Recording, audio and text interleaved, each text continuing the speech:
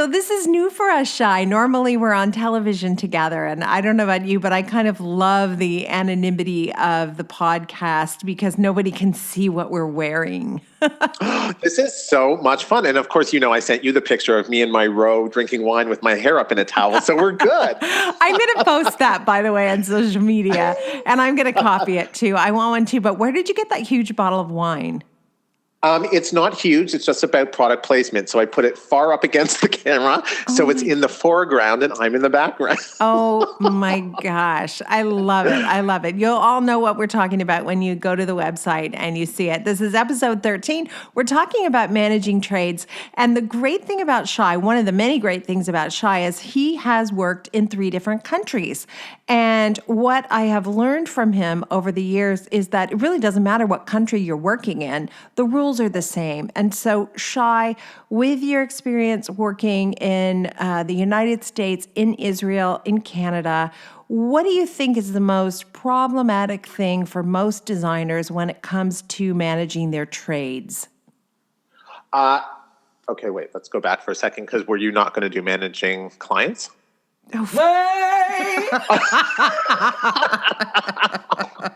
Yeah, okay. We're going to do this again from the beginning. I get a pass on this one, I think. And we'll learn a valuable lesson right off the bat. Photos can be manipulated by placing objects in the foreground, making them look huge. And podcasts can be edited and made new. Here's a fresh start to episode 13. And yes, we are talking about managing clients with Shai DeLuca Tomasi, an interior designer and a great friend of mine. Before we jump into the episode, I do want to say thank you to our newest sponsor, and I'm very, very grateful to this particular sponsor, Cravat Fabrics, Cravat Inc. I have been a loyal customer of Cravat Fabrics since 1991, and that's not because I'm a nice person. That's because they deliver unparalleled customer service. What do I mean by that? Of course, they sell me beautiful fabrics and beautiful wall coverings and now carpets and curated cravat as well, furniture. But what I love about them, in addition to the fantastic products they provide, which make me look good in front of my clients, is their customer service. When I have an issue, when I have a question, they're immediately responsive to my needs. They understand what it is that I do, and they immediately satisfy me so I can, in turn, satisfy my clients. Established in 1918, they are still a family-run business, which I love, and they remain industry leaders supporting the community. So thank you so much to Cravat for reaching out and sponsoring the podcast. And for those of you who aren't shopping at Cravat, I really encourage you to support them as they really do care about the trade and your trade business.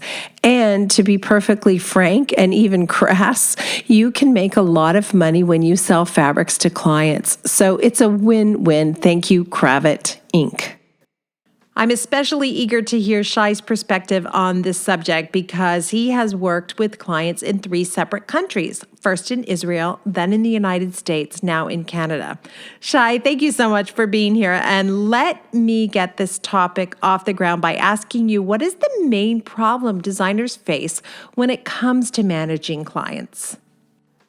I think the biggest challenge that designers have is it's always that initial, I don't want to overstep my bound, or I'm worried that if I say something in terms of how to manage a client that works for me and my company, somehow I'll offend the client and somehow that will lead to some sort of detriment, whether it be I lose a project or the client's not going to work with me again. And I think once you get over that initial hurdle of I have to understand that what I'm about to do right now in terms of managing expectations and having that talk or whatever it is with the client, that at the end of the day, it's both beneficial for you as well as the client. So get over that hurdle. Don't worry about that. How am I going to make them feel? Are they going to be offended by it? It's really coming out in the wording. And like I say, as long as you're able to explain to them that this is for their benefit as much as it is for yours, I think you're golden. Okay, that is so funny because when I asked you that question, I fully expected you to launch into how challenging clients are and how it's our job to train them to behave well, almost like you train a puppy. And Ooh. instead, you went to another side of the equation, which is we have a lack of confidence sometimes. We are people pleasers, and Yes. sometimes those two things combined mean we don't just say the thing that the client needs to hear. I agree. And I feel like, clients at the end of the day, I mean, it's a fine line that we walk because, like you said, we want to be people pleasers, but we are also obviously running a business. I think that that fine line, when you are walking it, if there needs to be leaning one way or the other, you have to lean the way towards what's beneficial for your business. Because at the end of the day, that's what we're working for. That's what we're working towards. Clients are sometimes a lot smarter sometimes than we give them credit for. And what I mean by that is, maybe we think we're saying something in order to soften a blow somehow, but you do that enough times, a client realizes that, you're just not straight shooting with them. And I find, and over the years of experience, I find that straight shooting is much better and they much appreciate it more than, trying to fluff, if you will, what it is that you're about to say or a difficult conversation that you might have to have with them. Well, it's interesting, isn't it? Because they are hiring us for an opinion. Yeah. And sometimes it's the giving of the opinion that gives us so much anxiety. We're just afraid to give the opinion. That's actually a great point. And I mean, I had this conversation with an intern of mine last week. And one of the biggest challenges that I find that new designers or people who are coming into the industry, whether you are a designer yourself or you're working within the trade, is that initial confidence of understanding that you exactly like you say are being paid for your expertise and your opinion. And there are definitely ways in which, clients are going to come to you and they're going to say, I want A, B, C, D, E, F, G. Most of the times, these clients who come to you, whether it's through recommendation or they've, found your work on a website, they've come to you because there's something about you that meshes with them. So I find that if that's the initial kind of jumping off point, that they know a little bit about you or they've seen your work or they've heard about you through recommendations, then they know about what your aesthetic is. They know about what we usually do, what we enjoy doing. They've seen us, whether it be on television, whether it be through our website. So having that conversation with them and understanding that, they're paying for your time, for your expertise is not just out of the blue. They didn't pick your name out of a hat. So you should embrace that. You should understand that, this is what they're paying for. I'm not going to be afraid to say what I have to say because that's what we want to give them the biggest bang for their buck. And that's what they're paying for. Can you think back, Shai, to some of the more challenging things that you've had to tell clients? Was it that something they loved wouldn't work with the new design vision they had? Was it all of their stuff didn't work? Like, what kind of conversations have you had with clients that were perhaps a little challenging? I think one of the most challenging is actually a recent client who had purchased a home, a condominium, and for whatever reason that fell through. But between the time that they purchased the condominium and the time that it fell through, and this was before hiring me, they decided to go out and purchase furniture based off of a floor plan. So this was a new build. They had never seen, they had not been in the space, and they went out and ordered all this beautiful custom furniture for that particular space. Wow. The sale of that place fell through. They then hired me because they found themselves in a predicament, which, by the way, oftentimes people will hire you as they get themselves into a pickle and they realize the value of a designer, and they will hire you and then say, now I have all this furniture. This is our new home. Make it work. Right. And they spend a lot of money on it too, by the way. 100%. And they that was the challenge because for me, had it been the other way around, had they hired me first and we had gone through the process and we had said, okay, here are the pieces that you enjoy. You enjoy these companies. You want to buy from these companies. That's great. These are investment pieces, but let's make sure that either we're getting commitment from somebody saying that these floor plans are the final plans. There will be no changes, which, by the way, small tip for people at home. I mean, this, when you're buying a new build, those floor plans are never what actually comes out. Think of them as a suggestion. Oh my goodness, exactly. It's a total suggestion. I mean, if you're going to spend money and invest in good pieces off of a floor plan, then you need to be down in Vegas or Florida, because I have some swampland to sell you. I mean, it's ridiculous. You have to be able to be in the space to know exactly how it's going to work. So that aside, that conversation was probably one of the biggest challenges we had right off the bat. Having to explain to them, I'm sorry that that you've put this money into this. We'll try to see if we can reuse some of these pieces, but I can't guarantee it. Now, having said that, I also sometimes have to say to someone, well, if you're going to be steadfast in the fact that you need to use these pieces of furniture because you have invested in them, and you are saying to me, there's no other way around this, you have to use these pieces of furniture. At the end of the day, sometimes that challenging conversation has to be, my reputation, surpasses the fact that I understand that you need to use these pieces of furniture. When someone walks into the space and says, well, that's an interesting sectional that you have, with a left-hand turn facing out into a room that has no business being there. Why is that there? I don't want my name attached to that. So you have to pick and choose, but you have to be steadfast, and you have to understand, yes, we are people pleasers, but your business surpasses all, your name surpasses all that. You might lose that one client right now, but that'll deter from a lot of other people coming into that space and you not losing those potential clients as well. Well, that's right. And in fact, if the client goes forward without you and everybody says that's a weird choice, the fact of the matter is they may come back to you at a later date. But sure.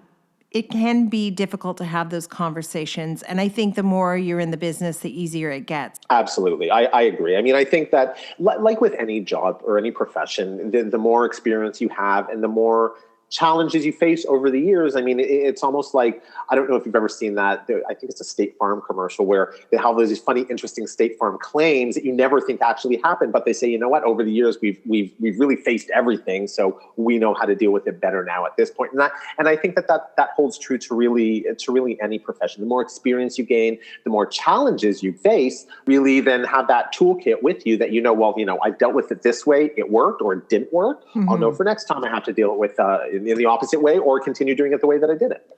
Somehow this is reminding me of an old hairdresser I used to go to, and above his desk, he had a little sign that said, "I'm a beautician, not a magician." Right? Because everybody's bringing a photo of Michelle Pfeiffer and say, "Do this, make me that." And Amen. Yeah. Yes. Absolutely. We have to accept that we have some limitations. But you touched on this earlier, and that's the idea of being candid, being frank, having real integrity with the clients and saying, I can make this and this work, but over here, this situation is untenable and I can't make it work. And I feel so strongly about it. If you decide to go against my wishes, it's not a project I can associate with. And that can be really hard to do, especially if you don't have a lot of clients. So we do have to acknowledge that for some people, if you're just getting started, you may feel that you have to take any client that comes your way, and you're going to somehow have to have the courage to tell them it just simply will not work. Absolutely. I agree. Like I say, at the beginning, it might, make sense for you financially right now, but that challenge of looking ahead, which for designers starting out, or for any profession starting out, it's hard because, like you say, you might have a few clients and you need to be making the money, but be conscious of the fact, whether you decide to take that client or not, be conscious of the fact what that might cause in terms of a snowball effect in future. Will that client then go back and share this information with others? I mean, you and I both know that word of mouth is huge in our industry. Right. So I would much rather a client say, he didn't want to work with me because of whatever reason, then we gave him the project and this is what he did. And it was something that was against my wishes. So true, so true. And this sort of being shy to say the thing or being shy to speak your truth also applies to the presentation. So you're going to show the client options and you really want them to go with this sofa and this set of drapes. You do have to have the courage to say, this is my recommendation. I want you to choose this sofa and these drapes. And when I first started, I would do 5, 6, 7, 8 choices because I wanted them to think I was so talented and I could do anything. And I could just see them looking terrified, like, doesn't she know which one is the right choice? I want to do the right choice. So now I know I have to say, this is the sofa I want, these are the drapes I want, and say it with confidence and not be afraid. That's true, and I think that as time goes on and you learn how to deal with clients or different clients, through experience, you'll find that there are the clients who will just take your word at what it is at word, and then of course there are the more technical clients. And when I say technical, I mean for whatever reason, a large portion of my clientele happens to be lawyers in the law community, and they're very logical people. So, I can say to them, I think that I want to do this sofa with it, but logically, and there always is logic behind what we do, they want to know why it is you've said what you've said. So you might need to get technical. You might need to, talk not only about the beauty aspect of it, but the more technical aspect of things as well. So you should be able to answer those questions as well for any case. Oh, yeah, that's a really good point. And one tip I would give everybody too, and this is my experience, and I'll bet Shai will agree with this, the higher my rate goes, the faster they'll take my word for it. I found when I first started out and I was $75 an hour, they wanted to verify my choice 10 different ways. But today I'm $3.25 an hour, and all they're doing is trying to get through the meeting as quickly as possible. And they want to know at the end of the day, Kimberly, what would you do? And I can say, swiftly, this is exactly what I would do. And like you said, most of the time they'll just do what I say to do. I absolutely agree with you. I think that there is a certain perception in most industries that, when you pay a little bit more for something, it's because it's worth paying that money. They're paying for that experience. So the more years, the more time you spent, obviously you can allow yourself to charge more because they're getting something that nobody else is able to provide at that level. And the reality is you do have to step it up when you're charging those higher fees and provide incredible service. So the impetus is on us to deliver once we're charging those rates. Shai, I'm going to put you on the spot and I'm going to ask you what your hourly rate is, if you don't mind. Absolutely. So I charge $2.75 an hour. You need to raise that, right? I know I need to raise that. Now that you heard mine, hey, wait a minute. I'm going to raise it right now. Yeah, no, I actually charge $2.75 an hour. So listening to yours, actually, there's going to be a little bit of change coming tomorrow. Absolutely. No, I started out. When I started out, I was actually at $65 an hour. So I was even a little bit less than you were. And when I had started out, I actually started out in the US. So that was $65 American compared to where I am right now, which is in Canada. So it's something that I think it's really important to look at what other industry professionals, if we're going into rates right now, look at what other industry professionals at your level are charging. And don't be afraid to make that change. And it can be a change overnight. I mean, I've had clients who have been returning clients for years. And when I started out, obviously I was charging them a lot less than what my rates are now. And I have absolutely no qualms about saying to them, our rates have increased, because I've had clients say to me, well, we didn't pay, that amount back then. And I said, well, back then I was a junior designer. I'm no longer that person. So as my experience has increased, as my expertise has increased, my rates have gone up as well. And we won't need to spend, just like you say, as much time on something as I can, kind of bang it out quicker now, but you're going to have to pay for it. Right. And we are more fast. We are more efficient. We've learned a few things over the years. So that's just a real push for anybody listening who is thinking like, I could never charge that much. I'm telling you, you can. You definitely, Shai's advice is right on. Meet other industry professionals, find out what they're charging, but don't be surprised to find out that they're undercharging. So as a community, it's definitely a conversation we want to have on a more regular basis. Be comfortable in the fact that you know what you are worth, and be comfortable in the fact that you're able to articulate your feelings on your worth. I think that is Probably when going back to your first question, maybe what are the differences between clienteles in different parts of the world? I think that in North America, Canada in particular, then the US, and then Israel, I think being able to just give ourselves the accolades that maybe other people already give us, we sometimes feel very almost like we need to be so humbled that we're not allowed to kind of make ourselves out where we should be or where other people see us. We're okay Right. with other people saying it, but we don't like to say it about ourselves.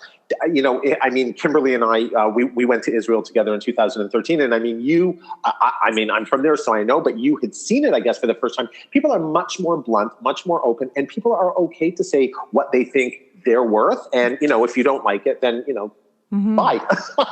But it's okay to do it. And not only is it okay, it's worth it, because it's just going to save you as a designer a lot of heartache and going back afterwards and thinking, oh, I should have, why didn't I? And I should have said it. Once you get over that initial, say it out loud, say it to that first client, you'll be good to go. The next time is going to be easier, and the third time will be even that much more easier. It's so true. And if you're involved in any kind of an association, I know you're all members of Business of Design. I hope you're all members of Business of Design, but other support communities as well. Insist that you talk about fees and you talk real facts about what people are charging, because too often we act like this is some sort of top secret information that you cannot share with anyone. My feeling is everybody should put their rates on their website so clients can see it. And so the clients who are going to be attracted to the level of value you provide will call you, and you won't have to return a bunch of phone calls to clients who are looking for a different level of service. But anyway, we're veering off course. So I'm going to bring us back here, and we're going to talk about the other side of the equation with managing clients, which is, how do you keep your clients, for lack of a better way to describe it, Shai, how do you keep them in line? How do you keep them on a path, trusting that you're going to take care of everything? Because at the end of the day, isn't that really where the conflict comes in? The client has some reservations that we're handling things in their best interest. So how do you keep clients in line? I wish I could think of a nicer way to say that. Sometimes we don't need to say it in a nicer way. Let's just be blunt and, say what it is. But you're right. How do you keep your clients in line? I mean, without keeping clients in line, projects can turn into disasters very quickly.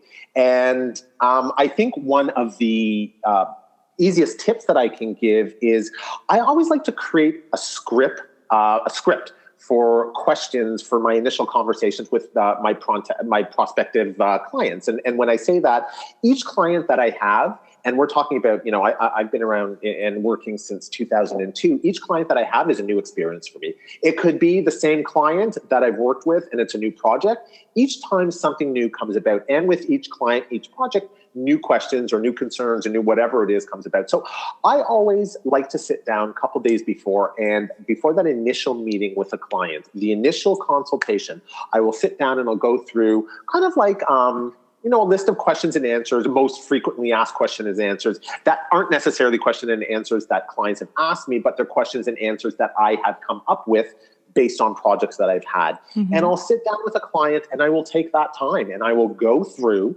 each of those questions. I give them a copy, and that what that usually does is it will open the lines of communication. Whereas otherwise, that initial consultation with a client, not only is it sometimes a little bit, we hold back a little bit as designers, but sometimes clients are, if it's somebody that, for example, has seen Kimberley, you and I on television, that initial conversation sometimes is they're very quiet because it's a personality that they're not really used to having in their home. All of a sudden is now in their home. So maybe it's not that. Maybe it's just the fact that, they've never worked with a trade in this manner before, so they don't know how to act with you. So they might be on their best behavior the same way that, we tend to be on our best behavior. When I have this list of questions that I bring to a client, and like I say, each time it's going to be different because it's based on the different projects, it really opens up, and all of a sudden those kind of barriers come down. And they feel a little bit more open to being able to say, okay, well, if you brought up this question, then that leads me to this question. Mm-hmm. So I get a lot out of that first consultation with that simple list of questions. Very good. So are you kind of instructing them about the process of working with you, the protocol for working with you, how the relationship's going to work as you're asking them those questions?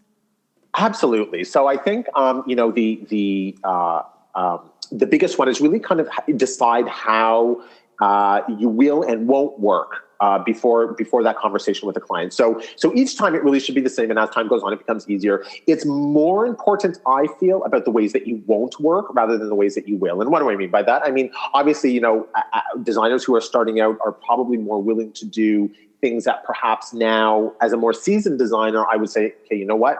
This might not be worth my time, or it might not be worth your time in terms of what you're paying me to do. It's not something that we would take on at this time. So what are you not willing to do? What are your deal breakers? That's really important right off the bat. And sometimes that might lead to that consultation being the last that you're going to see that person. But to go back to a little bit what we spoke to at the beginning, it's better to lose it at that point and know that you wouldn't have done the project in a way that would have made you comfortable had you taken it on because it crossed a line of things that you won't do rather than taking the money for it and putting your name on something that you might not be happy with. That makes sense to me. So what are your deal breakers then? Well, my deal breakers tend to be, with each client, of course, with each project goes, but one of my biggest deal breakers are clients who like to micromanage. I am all for, obviously, openness and transparency, and I will be the first to admit that, and you know this about me, Kimberly, it's very rare that I'll meet somebody that I spend a lot of time with, and unless there's something like materially wrong with you, I usually become your friend. So with clients, it's usually the same. I mean, you're with them so much, and in their space, in their personal space, so much and so often, it's hard not to become friendly with these people. And I think that off the bat, when you're not friendly with them, it's much easier to talk about that micromanaging than when you become more friendly with them, because it's almost like, oh, you don't want to offend your friend. Right. So give me some examples of how clients micromanage. And then, really importantly, how do you stop them from doing those things? Fair enough. So I think one of the biggest micromanaging things that I find is clients who want to go with you everywhere, to all your trades, to all your stores, right. to want to shop with you constantly. And for some of them, this is, it's like an adventure. And I understand that. And for some of them, it's, they have the time. Maybe one spouse is working and the other is at home and might, this is a project that the other spouse has taken on. And this is something for them that gets them out of the house, that they're able to do something, and it's enjoyable. I can understand that aspect of it. On the flip side, the way that I deal with that is simple. Is I say to them, listen, I charge what I charge. If you go shopping with me, it's likely that it's going to take sometimes 3, if not 4 times the amount of time, because, right. You're seeing things differently. I'm able to kind of walk through a store quickly, scan. I can more or less know where I want to be in that store and not have to go through each piece, because I can already process ahead and see where it is that I'm looking for that piece. Will it work? Will it not? We as designers have an eye, and this is something that we're being paid for, that the end user, the homeowner, might not necessarily have. Mm-hmm. So when it comes down to the money, if you can explain to them, I'm going to save you a lot if I can do this on my own. Of course, we're not, we're going to present everything to you, but let me do this on my own. Let me do my thing, and let me do the thing that you're paying me for. And I promise you'll be happier, A, because you're not going to be charged 4 times the amount, mm-hmm. but B, it just gets done quicker. That's good. That's a good way to get that in line, I think. I will also tell them that I'm happy to go shopping with you after the presentation. After I do the presentation, anything in there that you want to go and look at, that's great. And then I think that's a perfect conversation you have with them to let them know it's going to cost 3 times the amount, because, and I've done it so many times, haven't you, where you've taken the design or the client into a shop, and you just want to show them one sofa and one chair. And before you know it, you're looking at bar stools, you're looking at carpets, you're looking at accessories. Oh my gosh, it's a pool table. Really? You don't even have room for a pool table. What are we doing talking about a pool table here? so true. It's so true. That actually happened last week. I went into a shop here in Toronto, and there was a beautiful indoor shuffleboard table, an antique, beautiful indoor shuffleboard table, which was probably about 10 and a half feet long by whatever it was wide. And they were just fixated on it. And they live in a condo, probably 850 square feet. So I was looking at them, I'm like, you know what? Let's not waste the money on staring at this, and let's move on. You're right. You're right. All right. Can you give us another example of a client who wants to micromanage the situation? Yes, I think that clients who enjoy being on site as things are being done on the daily. So, many of our projects are, whether it's from the ground up or from, bringing everything back to the studs and then redoing it, there's a process. And, we are always very upfront and honest about what our timelines are. And what we tend to do is we will give the entire scope and say our timeline is, the finish date is whatever it is. Throughout the process, I don't like to give milestone timelines, only because you know this as well as I know this. When you're working with construction trades, time is this kind of abstract concept to a lot of people. It can be flexible. There's an accordion factor. That's a good way. This can be flexible. So oftentimes a contractor will say to you, it's going to be this date, but whether it's through fault of their own or no fault of their own, sometimes, there are just time issues.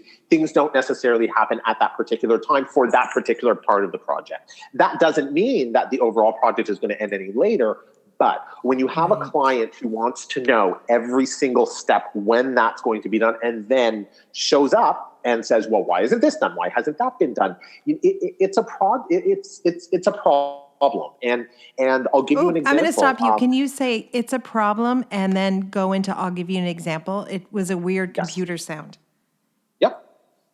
It's a problem, and I will give you an example. I had a client, interestingly enough, it was the same client that I had told the story about at the beginning with the pre-furniture purchase, that we had designed a beautiful bathroom for them, and one of the features in the bathroom was full slab showers of a particular product, and we had the slabs going in on a particular day. And the clients knew that the slabs were going in because they tended to visit, their home on a daily basis, which at the end of the day, you cannot tell a client, it's their home. They can go as many times as they want. But what I would often say to a client is, you can visit as many times as you want, but I need for you to not, bring what you can perceive as challenges until you see that we're really coming up to the because what oftentimes is they'll come up and they'll say, "Oh, why isn't this done? You said it was going to be done this day. Why is it?" We've stopped doing that. There's no point in doing that. There's no point in promising things that you can't have 100% control over, which is the best way to put it. In a way, they're kind of behaving like they're the project manager when in fact they're not the project manager. There's 50 balls in the air and they're only seeing the physical implementation of 2 or 3 balls at a time, where you're managing all 50. Exactly. So to go back to the example, we were having these slabs installed, and of course, there was a long weekend in between. The installer had come, and these were 2 full bathrooms, so there was quite a bit of work to be done. The installer had come and started to install the slabs on the wall. And this was in a condominium. So there are certain condominiums that have rules in terms of working hours. So the working hour ended at 5. This particular condo had a very strict policy. At 5 o'clock, there was already security coming and knocking at the door saying, "Okay, you guys are done. You have to leave for the weekend," which was fine and understandable. Now, the stoneworker hadn't been able to finish as much work as he had hoped that day, which I knew. And he was very honest and upfront and told me, but this wasn't going to, push the project back any. He just had to let me know, because I already knew that these clients were going to go into the home. And I wanted to just pre-warn them, please, there was much more work that needed to be finished today. He didn't have the opportunity to, so it won't push the project back any, but, take that with a grain of salt, what you see when you walk in. And unfortunately, they couldn't, see past what I had explained to them. There was really no reasoning with them. And that was the point that they had decided over the long weekend, without consulting me, to hire a different stone company and have them come in over the long weekend, pull out the work that had been done by the previous installer, discard it. And, oh, yes. And then call me after the long weekend to say that this has happened and, what are the next steps? Well, of course, you can understand that was A deal breaker, but B, it was more frustrating than anything because sometimes the point is you can try to manage a client right down to the T. These are people. We're dealing with human beings. Everybody has a different kind of perception and personality. And sometimes it doesn't matter how stringent you are with people, they're going to do what they want to do. Mm-hmm. So you have to be strong enough in yourself to say, that right there was a deal breaker. So, we have to now look at what we're going to do to finish the things that we can finish. And then we have to stop because, you've essentially broken your contract. Mm-hmm. So you have to be able to put, I guess, into a clear enough explanation for people. And please, the listeners who are listening right now, that example is a true example. But, that can often be an example that you can sometimes, if you're having a problem, with clients or dealing with within your own firms or within your own studios, use that as an example. I mean, it is an extreme example, by all for all intents and purposes. People don't normally go in and pull slabs out of a wall, but these clients were that type of a difficult client. So you have to be able to say, absolutely not. Absolutely not.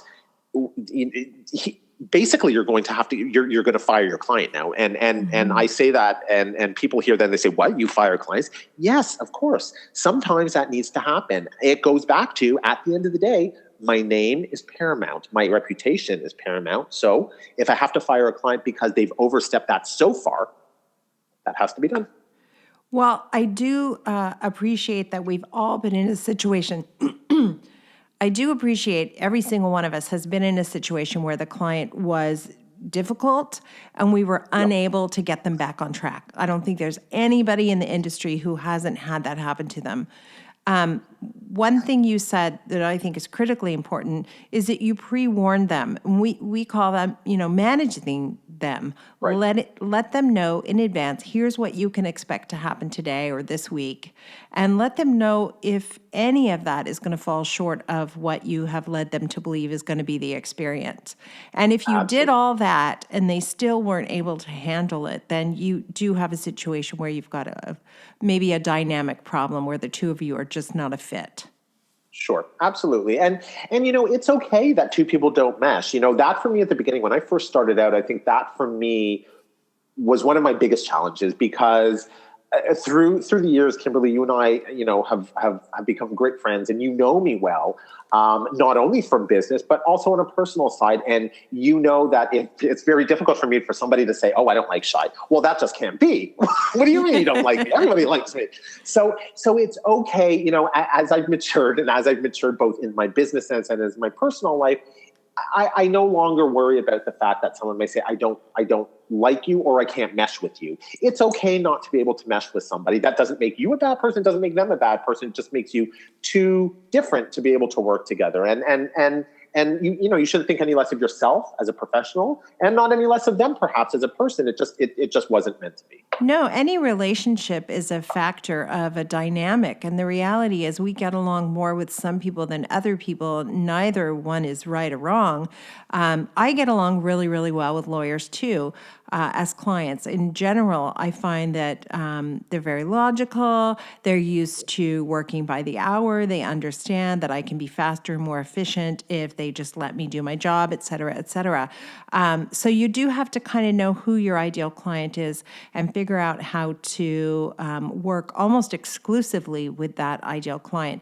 I want to go back to the idea of managing the clients and letting them know what part of the process you're at in terms of the renovation. So in my office, we use the 15 steps. So our language is the client always has to know which step she's on. That gives them a lot of comfort.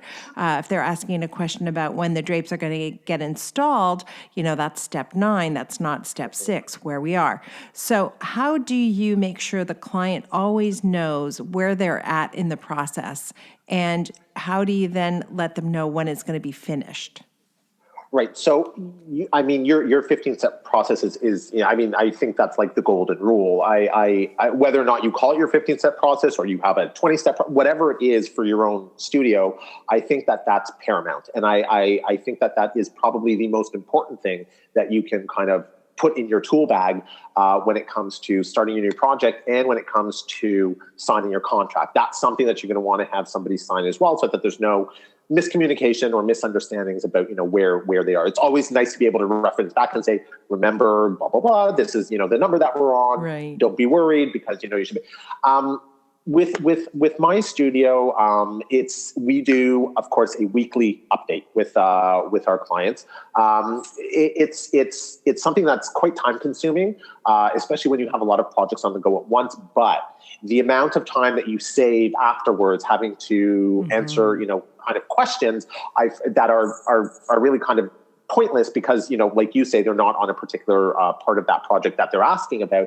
I find that when you send those out, it looks to the client like you are, even if there wasn't tons of work done that week physically that they've gone into their home and seen. Right. I find that clients know, okay, well, your sofa's being upholstered this week, so just keep in mind that it's supposed to arrive next week. You haven't heard anything about it because it has, whatever it is, any updates that we have from our suppliers. We had lights coming in for one client last week that they had been delayed in customs. The client was away, or is away, overseas, and didn't know the difference.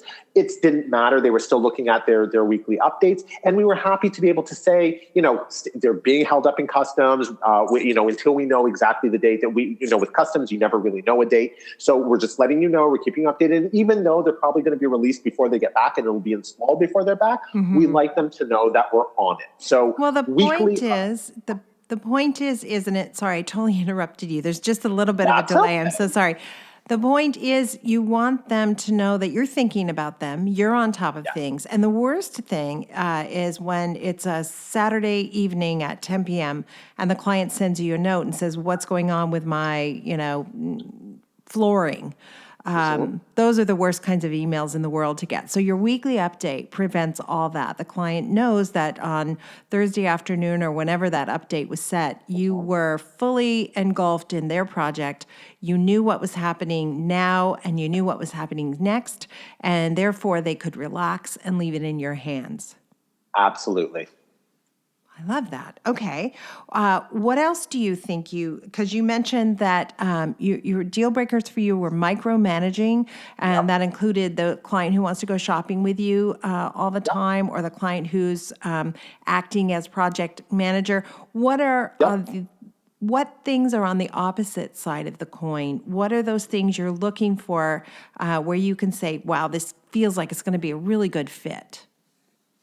I find that clients who have done a little bit of research before I meet them about me, about my studio, about who I am and what my kind of design aesthetic is. Listen, we as designers can and will design most spaces in terms of different design styles, but most of us have a favorite kind of design style, or something that we prefer doing, or that our aesthetic leans to. And I find that a client who has done a little bit of research and knows what makes me different than another designer, didn't just, call me because, maybe I was the first name on the list, or because they had seen me that day on a show, or whatever it was, that they know who I am and what my aesthetic is. I find that is much easier. And when they're able to say to me, I saw this project that you did, or I was on your site and I saw this in your portfolio, which I really enjoyed. I think that to me says, they know about me, they get it, they understand what they're paying for, and this is going to be a lot easier because they've done that pre-selection, if you will. And the same way that they do that pre-selection, don't think for one second that I don't research them before. So, with internet now, everybody's on the internet. You can find out a lot about people. And when I get from my staff, saying an initial consultation has been booked with this person, I'll do a little bit of research and I'll see what I can find out about them. And it's amazing what you can find out online. So don't be afraid to also do a little bit of research about your clients, about a potential client. What do you know about them? I'm going to go totally out there. Have they been in prison? What do you know about them? Have they had bounced checks? These are all things that you can find out beforehand. Okay, seriously, my jaw is dropped. You know what? I feel so lame saying this, but I don't ever do that. I never look and see who my clients are. Are you telling me if I look online, I can find out if somebody's bounced checks? So in the U.S., it's a lot easier than in Canada, but yes, you absolutely can. So there are, I'll have to do a little bit of research. Who knew? Yeah, This is crazy. I wonder how many people listening are thinking, Kimberly, get with it. I wonder how many people listening are thinking that, of course, they do some research on potential clients. Yeah, well, like I say, when I was in the U.S., it was much easier because the U.S. seems to be a lot more transparent about getting criminal records and things like that online, where you can just find everything. Canada is a little bit more difficult. The Middle East is a lot more difficult. So, you use where you are, your location, to your advantage. Even if it's not getting right down to has that person bounced checks or have they declared bankruptcy, that's another thing. Have they declared bankruptcy? Is there going to be an issue of payment? I mean, at the end of the day, we're designers and we love what we do. But, at the very end of the day, it's all about what we're, the money that we're making. I mean, we're doing this for a living. We're not doing it, for, maybe some of us are doing it just to enjoy, but most of us are doing it for a living. So, things like that are big red flags for me. Oh, this person has declared bankruptcy. That might be an issue. If you're declaring bankruptcy, how is it all of a sudden now that you might have money to hire a designer? And of course, I would never, if I do decide to go ahead and have that consultation, I wouldn't just, throw that out there right off the top, but I would prepare questions that could probably walk around that topic without, hitting right on it in terms of budgets and payment schedules, and it'll bring up things for that initial consultation that maybe I need to concentrate more on or be a little bit more heavy in terms of how we talk about that, rather than maybe something that I'm not too concerned about. Okay, good. Wow, I never thought of this. Really good information for sure. We're speeding to the finish line here in terms of the amount of time we have with you. Of course, I knew it wasn't going to be enough time.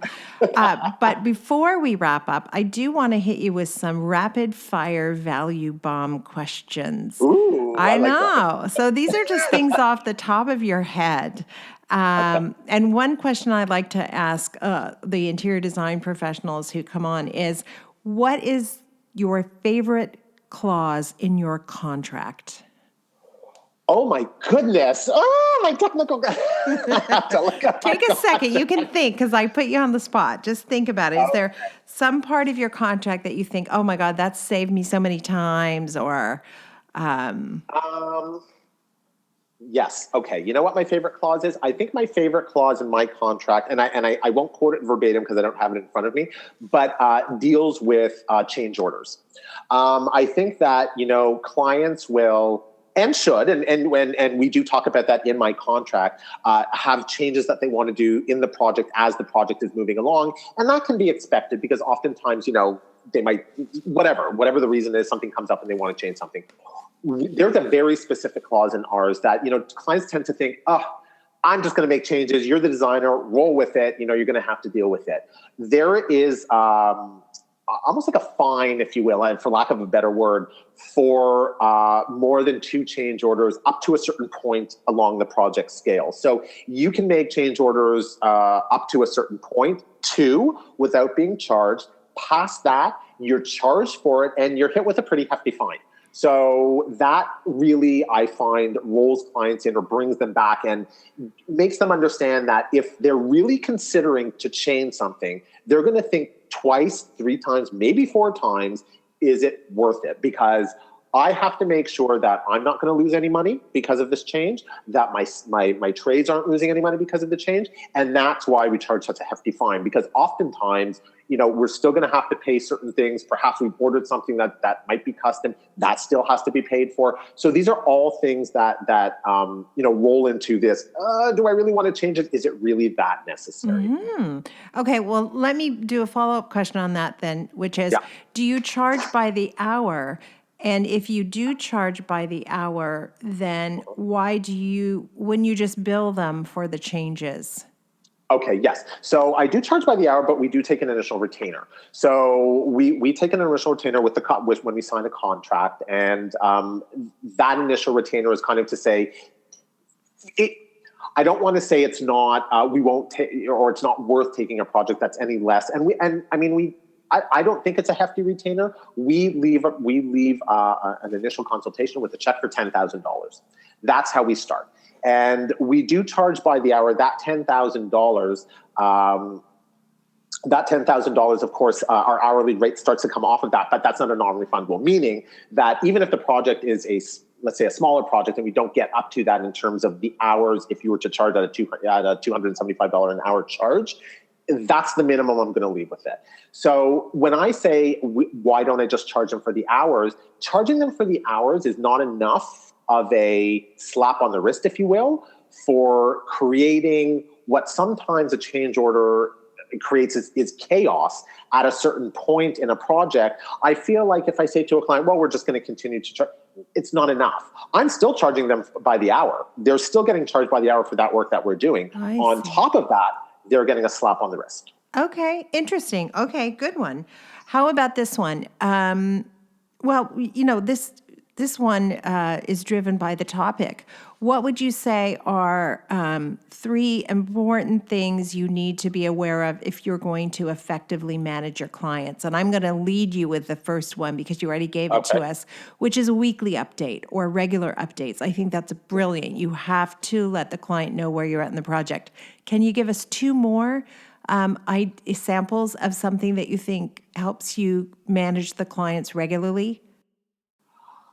I think one of the big ones is, and I'm a little bit old school, apparently, I've been told in this respect, but I am still one of those people who, when I do, after our initial consultation and we do kind of our prelim presentation, is I am still very much about the visuals.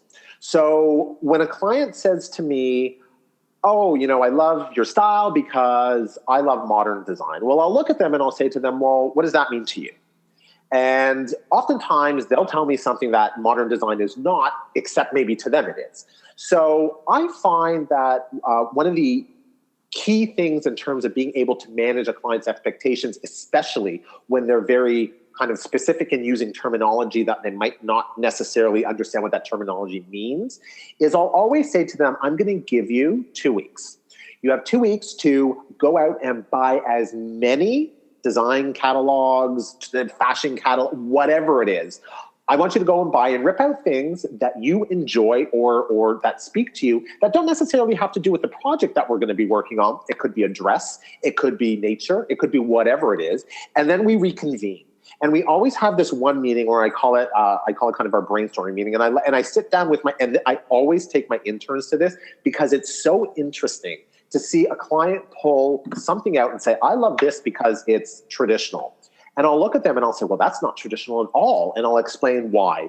And all of a sudden, the expectation of, oh my goodness, that's actually not my style. My style is this, or my style is this, or it opens up something to them. And almost like at the beginning where I said, where we had that conversation where we kind of lead them with questions to see other questions that they want to ask, it opens up a conversation and kind of, I think, manages their expectations of what they thought they were going to get when they said, oh, I love modern design, or I really want my home to be Cape Cod, or I really want my home to be mid-century modern.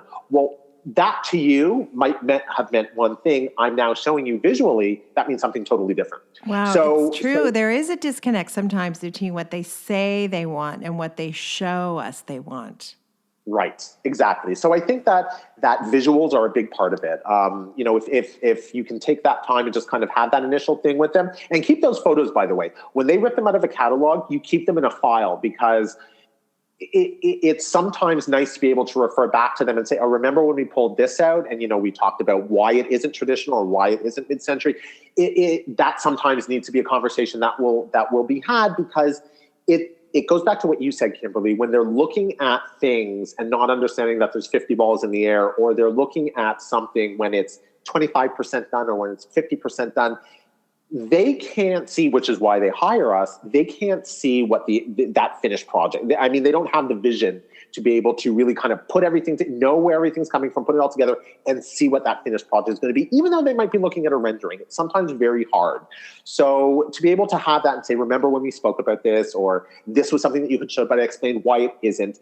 That's a great way to manage an expectation. Okay. Ooh, I like that. Okay. So is there a third one? Yeah.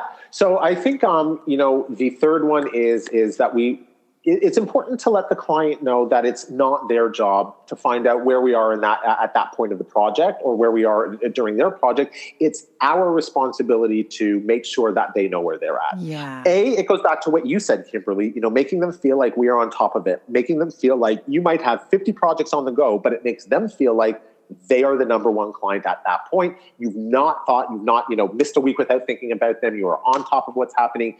When the furniture's, basically everything.